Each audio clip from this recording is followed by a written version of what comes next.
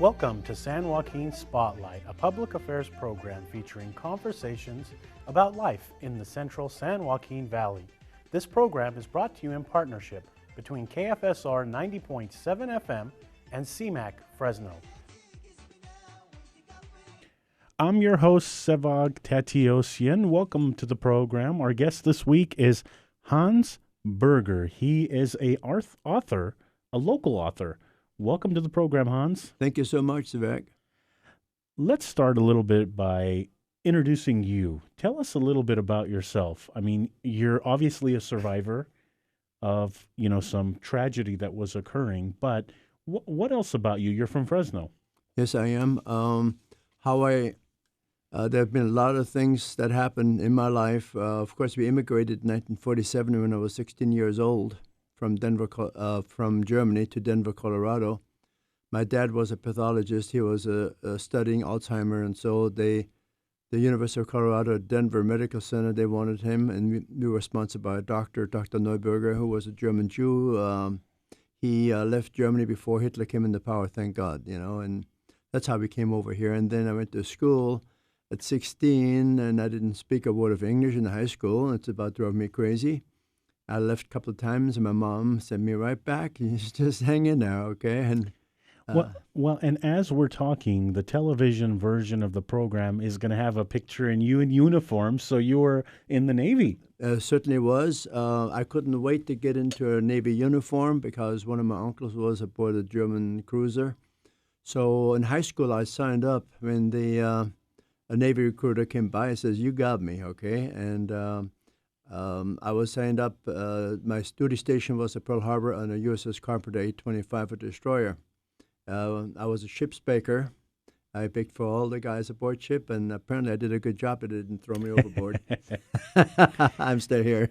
And then, one of the pictures that I'm going to show is some children. So is that you in the picture of a family there? Yes, the little guy, little chubby guy. It was me before we had to flee Heidelberg.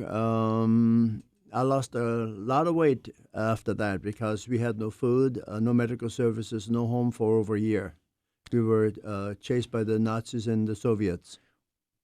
Can I ask you, why was your family chased? I mean, we hear about the Nazi regime and the atrocities that were committed against the Jewish population. What was it about you and your family that you had to flee?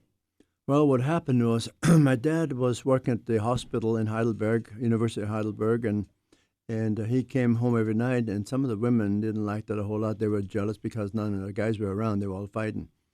And the women, they always met in the afternoon, had a coffee clutch, little cake and coffee, and they talked how women do. And there was a spy in the middle of them. Nobody knew. She had an SS husband.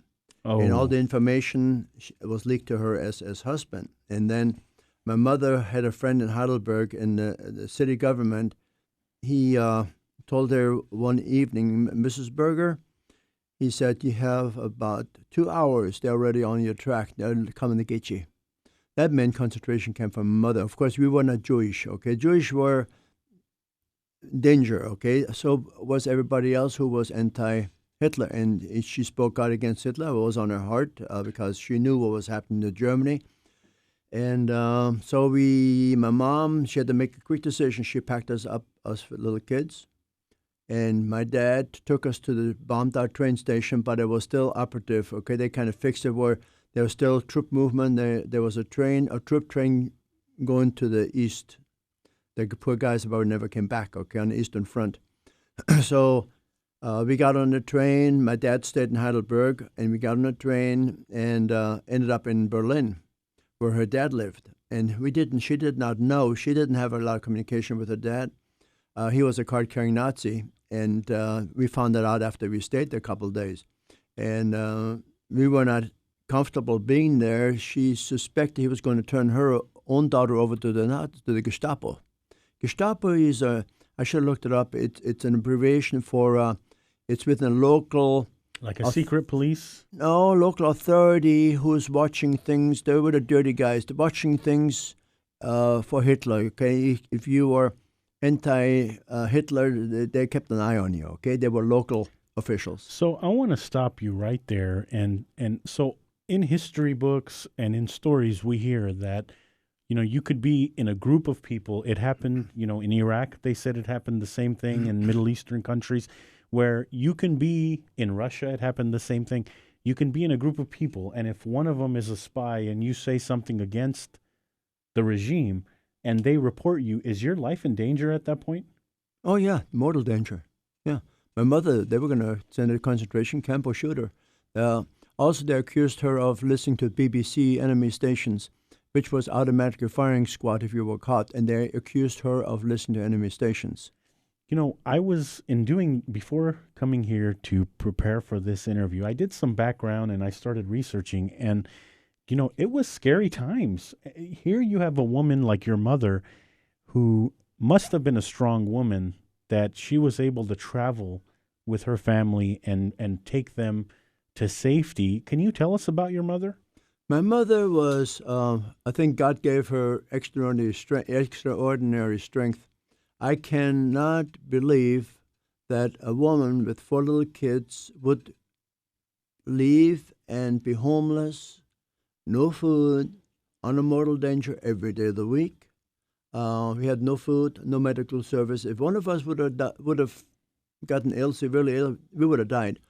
That's how it was. I got sick one time, real sick, but I recovered without medical service. I want to ask you a little bit about how you wrote this book. I read that your mother had written in a diary some few things or some things. Talk about the story, how it came to life. Well, my mother told us kids a few stories about the war, quite a bit, and in our church, I told people a little bit about it. They told me, Hans, you got to write the story. You got to write it. But it was very difficult for me to write. I started writing it, put it away for a year. And I want to ask you about that. I'm sorry to keep interrupting, because persistence, we were talking about that with the interview I did earlier. How important was persistence? Because, you wrote and you put it away. You wrote and you put it away. Maybe it was a God thing. God helped me write the book. Then I picked it up again. I wrote a little bit. I said, "Who wants to read this stuff?" Okay, it's pretty tough. Then I kept writing. Okay, it took me about 3 years to write the book. And it was edited 2 or 3 times. I'm also going to a school, a class, a veterans building in Clovis, where we are taught to write manuscripts for to publish books. A book, and several of them have published the books. Janice Stephen is the teacher. She's the teacher. She's written 8 books, and that's what really helped me. They critiqued me. They went through the book, and it was wonderful. Without them, I wouldn't have been able to do it. What is your goal with this book? I mean, it's an important story that needs to be told. And, I feel like your mother is living in this book that you've written. What's the goal? What's Nobody ever honored my mother. Nobody ever did. And I was young. When you're young, you don't really think about stuff, right? You're so worried you're involved with yourself and they want to get ahead and all this stuff. When you get older, you start thinking, hey, I can't believe what's happened. I think one of them is to honor my mother, what she did. She went beyond the call of duty to save us 4 little kids from starvation and freezing to death. And there are a lot of miracles in this book. It'll make your skin crawl when you read it. A lot of miracles, how we got out of there. It's unbelievable, the things that happened. So tell us a little bit about the story now. Your mother gets her 4 kids. Your father stayed back, or what happened with your father? My father stayed back because if he had come along, they would have shot him. He would have been a liability to my mother. I just think about that, and I think of how hard it must have been for your father to say bye-bye, to his family, in essence. So, I mean, it's truly an emotional story, it sounds like. So tell us a little bit about what happened next. It's very heart-wrenching. He took us to the train station. And, of course, I was too little. I was only 2 years old. But I'm hearing the stories from my oldest sister, who was 9 at the time. She's 80 now. and my mother. I found her war journal by accident. Hmm. I didn't know she kept one, and my sister gave it to me, the one in Colorado. She never even opened it up, I didn't think. I opened it up, and I couldn't believe what I was reading. I bawled. I never knew how bad it was. It's hard for you to answer this question, so I'm not being fair when I ask it, but why do you think your mother wrote all that stuff? Because, it must have been tough for her to write it, just like it was tough for you to read it. Mm-hmm. I mean, her husband puts her family on a train and off you go. She must have known that she's probably not going to see him again. Why do you think, knowing what you know about your mother, why do you think she wrote it? She wrote it for us children, I think, and for my dad as well, because he wasn't with us. And she probably thought we'd never come back. My dad probably thought he'd never see us again, because most people didn't come back. Mm-hmm. We were on 3 Russian refugee trucks, and you know where they went, the slave labor camps. Yeah. God made a way 3 times to get us off the truck, all 4 of us. We were going east, and we got off each time. Unbelievable. What got, without telling us too much about the book or what's in the book, what got you off the truck? God created circumstances. It's unbelievable. You got to read the book. It's unbelievable how we got off of these trucks. So one of the pictures that, while we're talking, the audience members see is this beautiful city, Heidelberg. Yes. Tell us about Heidelberg. What kind of city this was? Heidelberg is gorgeous. It's one of the oldest cities. It has the oldest university of Germany. It was founded in 1300, and very noble people or people of nobility went to that university. And several chancellors, I think Adenauer went to it. You know who Adenauer was, right? I've heard First of him. German chancellor after the war. Mm-hmm. And Helmut Kohl went to it. Remember him? He was Christian Party, Helmut Kohl, and several others. So it's a very distinguished university, Heidelberg, and it's absolutely gorgeous. The old town, beautiful. I was going to say, there's a river that comes through it. Beautiful town. The Neckar River goes right through town. We lived on the side where we faced the Heidelberg castle. We call it Schloss, okay? Fancy Schloss. It's just a nicer... More than just a fortification. It's beautiful, okay? And that's where the nobility lived. And the French bombed it in 1700, but it was never rebuilt. A part of it. So how did you end up in Fresno? Because, you could have been anywhere. You could have stayed anywhere in the world. You joined the armed forces. What's the connection with Fresno? I mean, what did you find here? I had a friend aboard our destroyer who got me in touch with a lady friend of his friend, okay, an acquaintance, and we started writing. We wrote for about a year. And then on the way home, I stopped by and saw her at Christmas time, and I went home to Denver with my parents. And I liked, then I came back because I like California. I didn't have to shovel snow and that kind of thing. It's nice and warm, and I love the climate. It's a gorgeous place, and I just hung around. Well, we're glad we have you because, do you consider yourself a survivor, or it's a miracle that you're here? Because a lot of times when people our children, grandchildren, even themselves have survived a humongous tragedy, they feel lucky that they're here. I mean, we were talking a little bit about, off air about, my grandparents surviving the Armenian genocide. And I do feel kind of lucky. And, sometimes I ask myself, why me? There could have been so many other people that could have, survived. Why my grandparents, So are there times where you just think about this? I ask myself all the time, why me?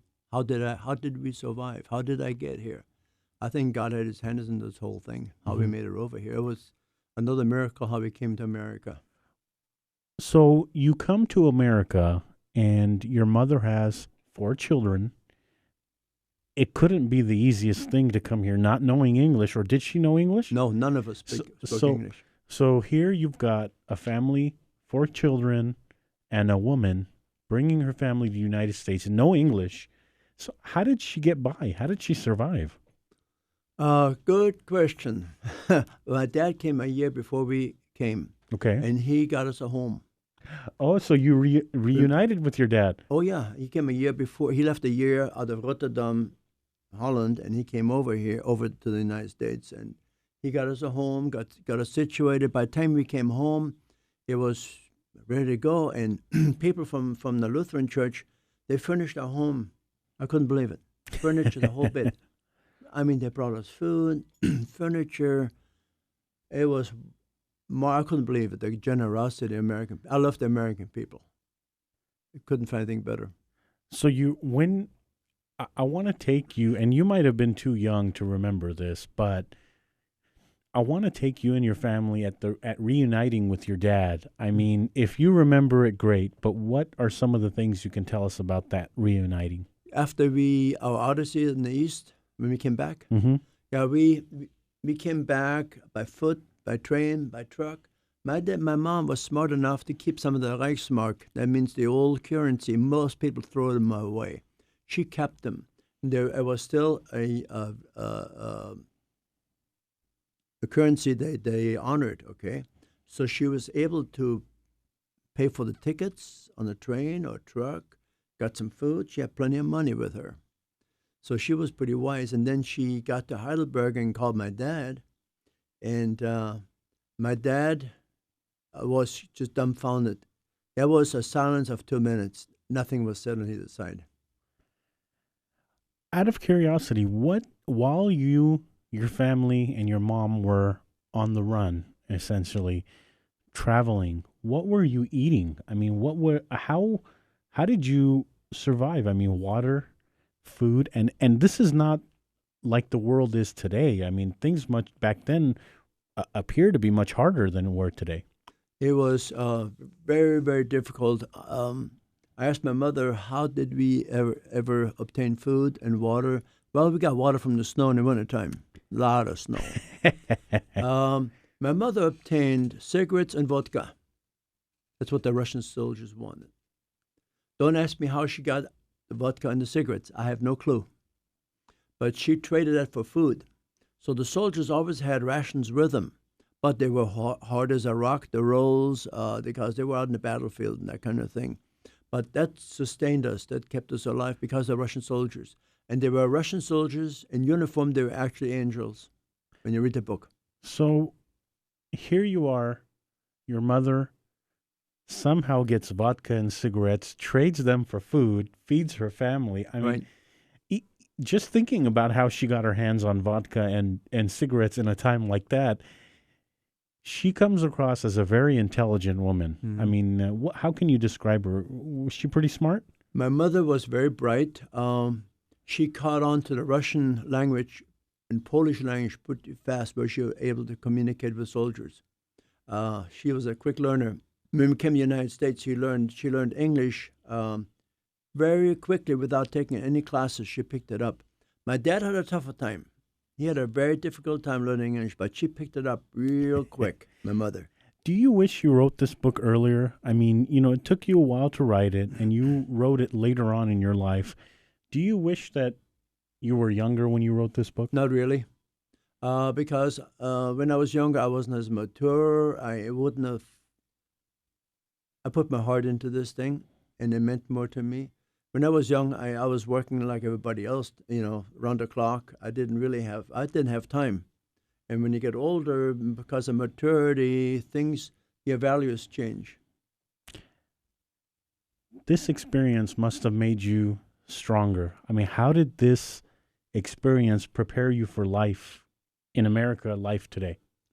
Well, all the things we went through in the war, and afterwards, of course, I was too young, but afterwards, I relied on God. I'm a Christian, okay? And He gave me the strength. So I rely on Him. Through Him do I get the strength. Otherwise, I wouldn't have made it. Even I'm going to school without knowing any English. I mean, that was tough, man. I don't know how I did it. It's without God, it wouldn't have happened. I rely on Him for strength. Have you been to Heidelberg since? I mean, do you want to go back? Have you been there? What are your plans? If you haven't been there, what are your plans? Do you want to go visit? Germany again? I've been in Heidelberg 3 times since we left, and I enjoyed very much. I was fortunate. I found out where my mom and dad lived when they got married. When they were where they got married, Heiligengeistkirche Church, Holy Ghost Church in Old Town Heidelberg, and I found a record where they got married. Wow. I'm sorry, it's very cool. You know, this story, I think, is going to, I think people are going to be in awe when they read it because of just the power. It's a powerful story. When you went back to Heidelberg for the first time, it's got to be tough. I mean, what were you, I mean, what was going through your mind? What did you ask yourself, why am I here again? You know, First time I went back, and I wonder if we found out where we lived. It was a gorgeous view. The castle, we saw the castle every morning. I remember when I was a little kid, I watched the traffic go up and down, the ships and the boats, and it was the seagulls flying. I used to throw out bread to the seagulls. I remember, and they caught it in the midair. You know, that's how I would entertain myself. you know, I want to ask you about sometimes in life, and I'm guilty of it too, something small happens and we make it into an elephant. Like, something happens and we get upset about it, we stress over it. And then, we wonder, why did we get so upset over this or why did we get so stressed out? What advice do you give for people who tend to make, as they say, a mountain hole out of, I don't know how the phrase goes, but what advice do you give people that tend to make a big deal out of something small? Well, when you've been through tough times, small things, you have the maturity to handle the small things, and don't get emotional over small things. People get very emotional. That's why they stay up at night. I'm guilty of that too. But they get overly emotional, and most things we worry about doesn't come true anyway. When I was preparing my questions for you and doing some background on your book, I couldn't help but notice what's happening in Syria, what's happening in the Middle East, in Europe. I mean, there are some big issues happening to humanity right now that are very similar to what happened to your family. Sounds like we haven't learned as a humanity. It's pretty much the same thing. It's horrible what's happening. Those poor people have no food, nothing. They're going to get sick, and some are going to die. They're not going to make it. How can we help? Do you have any thoughts on how we can help people going through the situation that your family went through? I mean, and I ask you that because, the church helped you and furnished the house that your father bought. How can we help the community and members like you? The world has to stand together. Germany is helping, and Austria is helping, and France. They're going to take in about 70,000 of these refugees, and they have places for them to temporary shelter and that kind of thing. Get them back on their feet. I think the United States probably will take some as well because we are a huge country. We can absorb them without a problem at all. They're fleeing ISIS. They're fleeing Boko Haram. All these I think they're from straight from hell. These people, but they're fleeing for their lives. And while they're in Europe, they're not going to get shot at.